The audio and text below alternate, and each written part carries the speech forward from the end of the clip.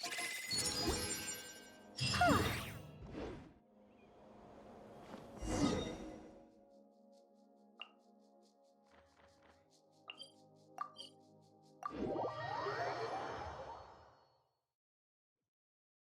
go find Durin and see if that book has any new clues.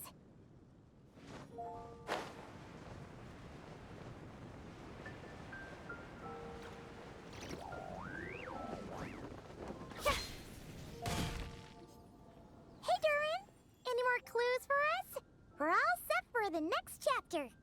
Yeah, I was just about to come find you. Let's see what it says. Now sprout to life the story's seeds, stirred by wind-born melodies. Then on that breeze the music leaves, fading into distant memories. Seek the place where wind and tale entwine, and once there, make 3 riddles into verse, and 3 melodies into song. For in poetry and song will this story start to blossom. Come on! Another riddle? All that talk about wind and melodies? What do you think the answer could be? Oh! Care to elaborate? Wind, music, poetry? Tone-deaf bards gotta know the answer. You mean Lord Barbados? Albedo introduced us when I first arrived in Mondstadt. I mean, someone like me was bound to catch his eye sooner or later. It's better that it's out in the open anyway. Now, how should we track him down?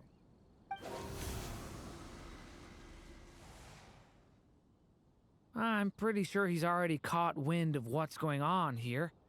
Why don't we just see where the wind takes us?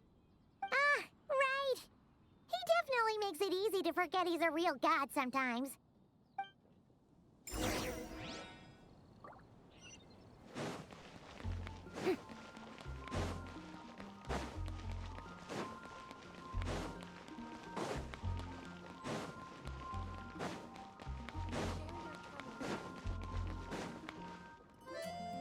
Traveler, Paimon! What a sight for sore eyes!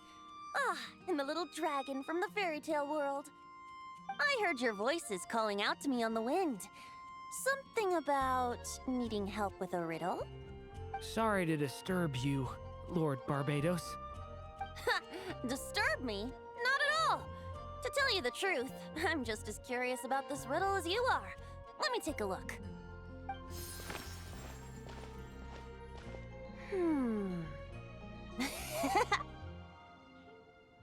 What is it? Did you figure out the answer? 3 riddles and 3 melodies. That sure takes me back. The answer you seek lies hidden in memory. Looks like running to Tone-Deaf Bard was the right call after all. Long ago, those mages came to Mondstadt, seeking to test their strength against mine. But I replied, let us make music, not war, and resolve our conflicts through song.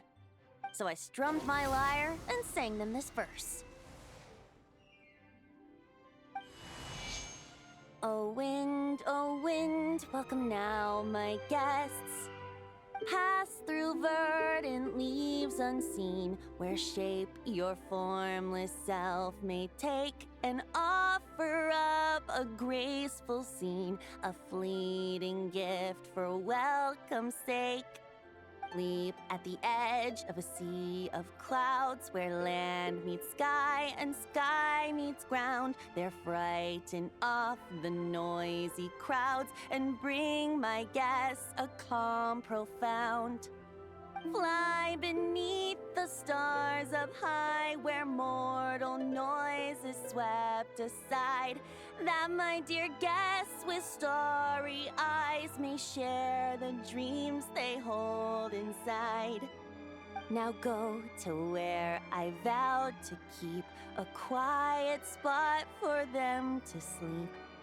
No clash, no contest bars the way, just tea and mirth to fill the day.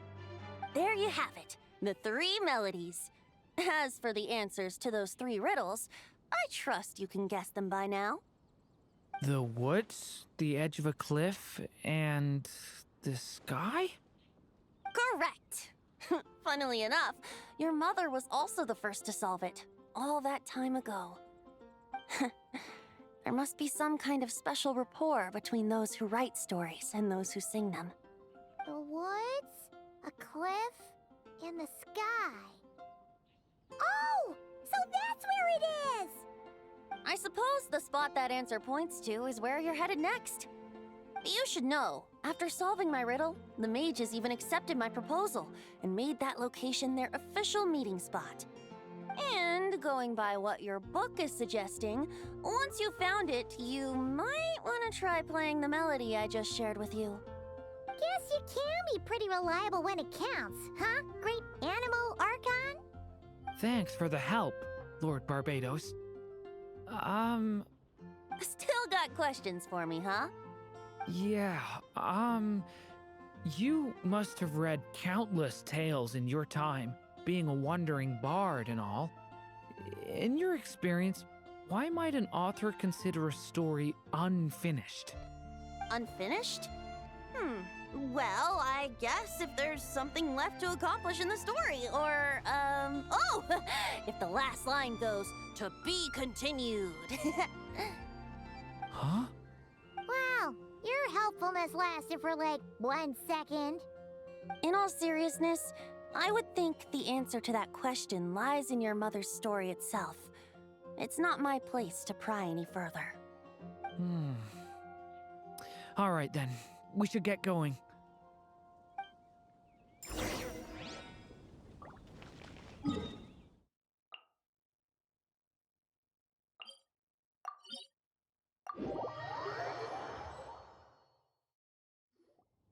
Okay, we're here! Now, we just need to play the 3 melodies, and we should be able to gather the memories for the next chapter, right? A musical performance? Huh. Out of all the things Miss Lisa has taught me, that's the one I'm worst at.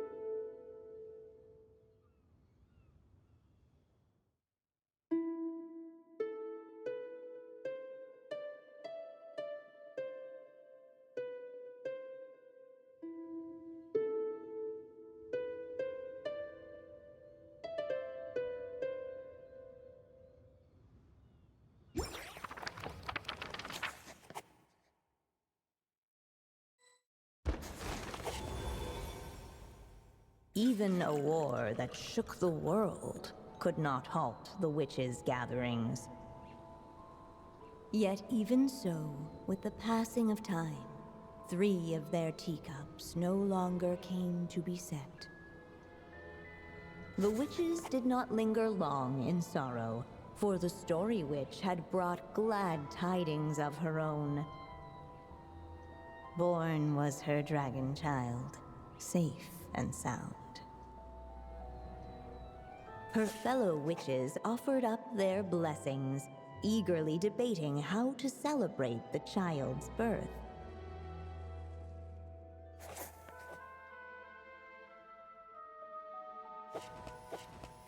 In the end, they settled on the most vibrant balloons they could find. After all, what could be more joyous than the arrival of new life? And so, the witches' gathering turned into a birthday celebration.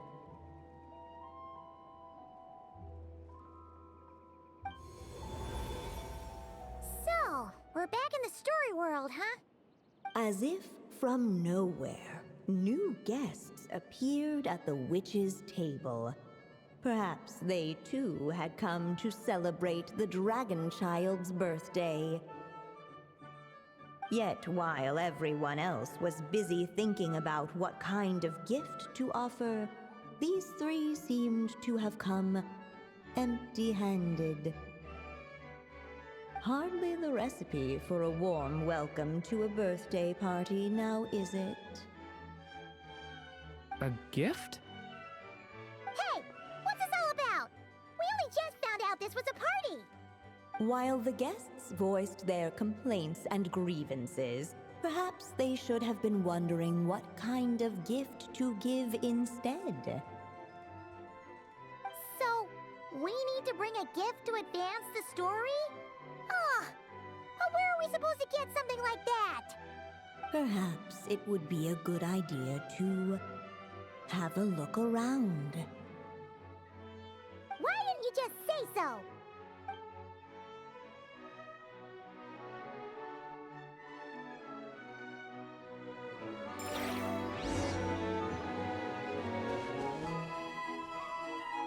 Hey, could we use these as gifts, maybe?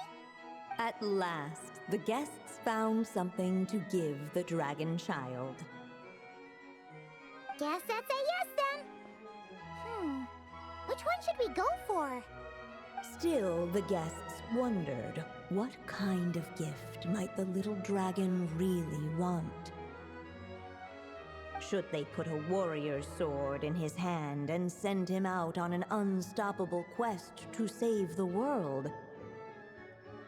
Or perhaps a wandering hero's slingshot and the promise of a life of endless, uncharted adventure. Or maybe even a scholar's tome and the chance to take on all the world's unsolved mysteries. Okay. Wow. That's a lot of pressure all of a sudden. Oh yeah! Technically, we're actually picking a gift for you. So, which one would you prefer? You want me to choose? Wow, this feels kinda special. How come? For as long as I can remember, I've spent most of my time living in the stories my mother created. I always thought my mother had everything written out for me already, just like the toy figures in Constellation Metropole. What I wanted to do with my own future. That's something I've never really thought about. What did I want back then? This is the first time I've ever asked myself that question. Sounds like this is the perfect opportunity to answer it then. It's been a while since you left Simulanka, and after everything that's happened, it might be about time to start thinking about your future. Then let me give it some thought.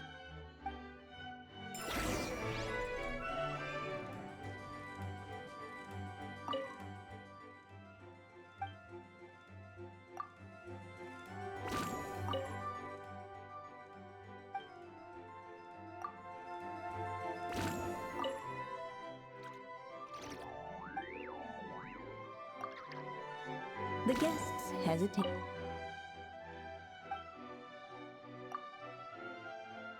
In the end, the guests settled on the warrior's sword. So, your dream is to become a warrior? I just really want to be able to keep people safe. If my time in Nodcry taught me anything, it's that a lot of problems in this world can only be settled by strength of arms. As long as I can help people, that's enough for me. Really? But I don't think it's enough.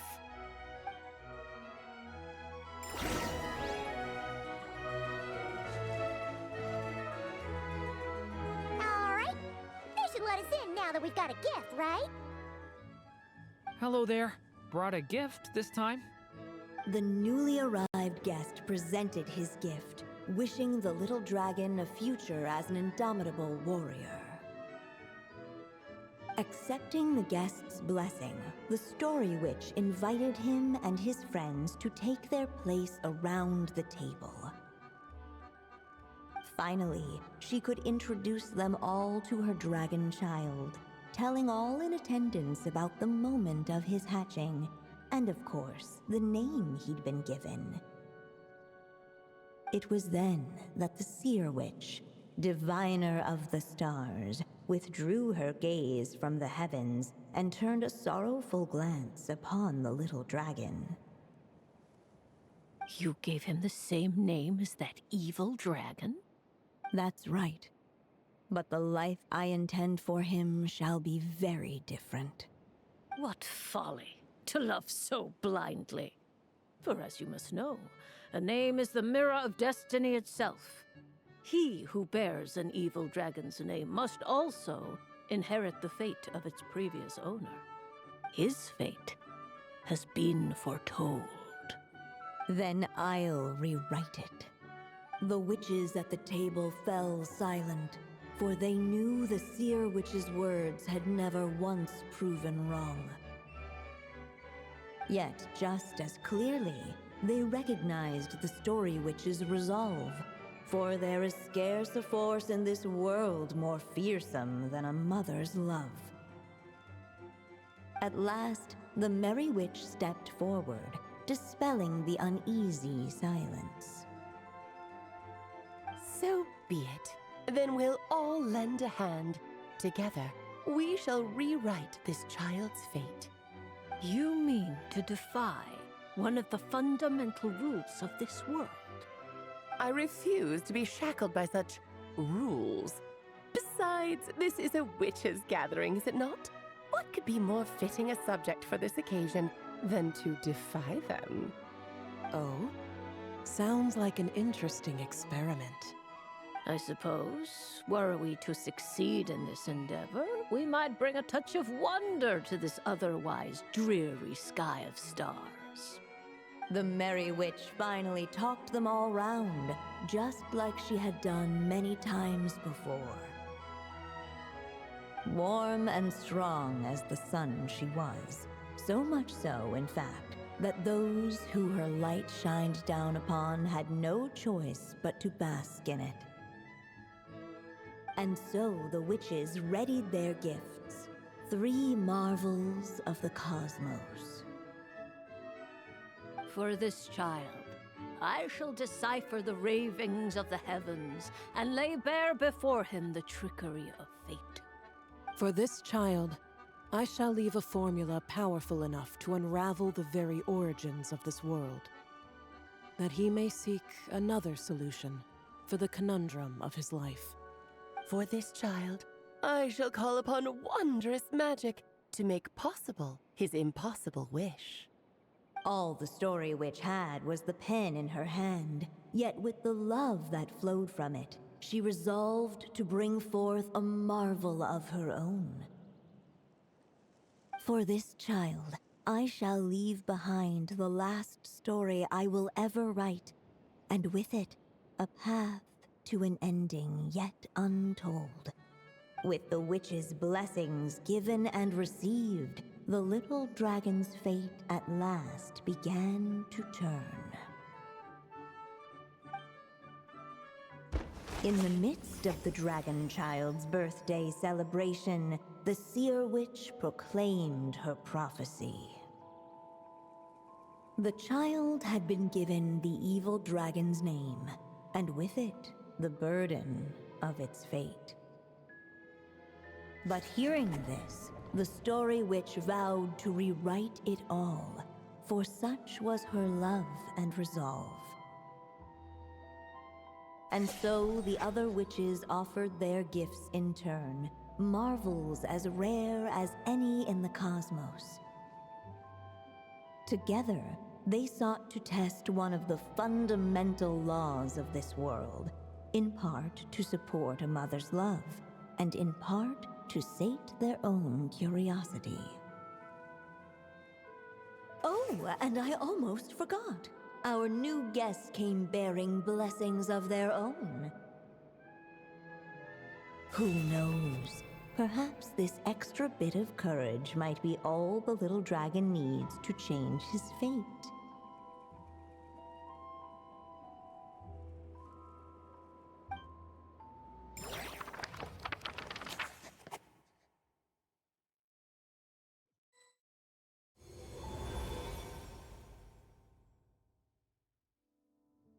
Yep, looks like we've completed this chapter too.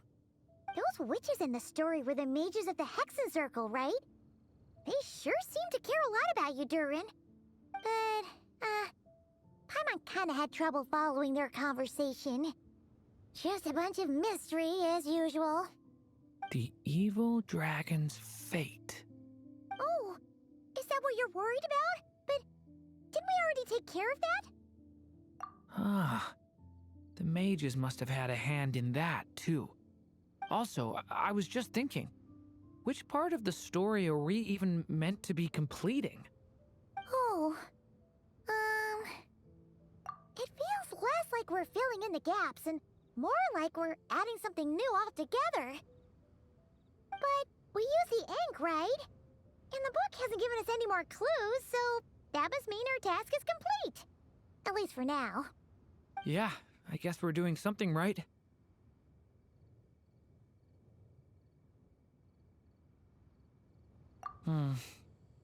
Maybe I'm overthinking things. It's just, this is my mother's final wish, so I don't want to mess it up. Anyway, thanks for all your help. I'll let you know as soon as the book reveals a hint about the next chapter. Okay then. See you in the next chapter.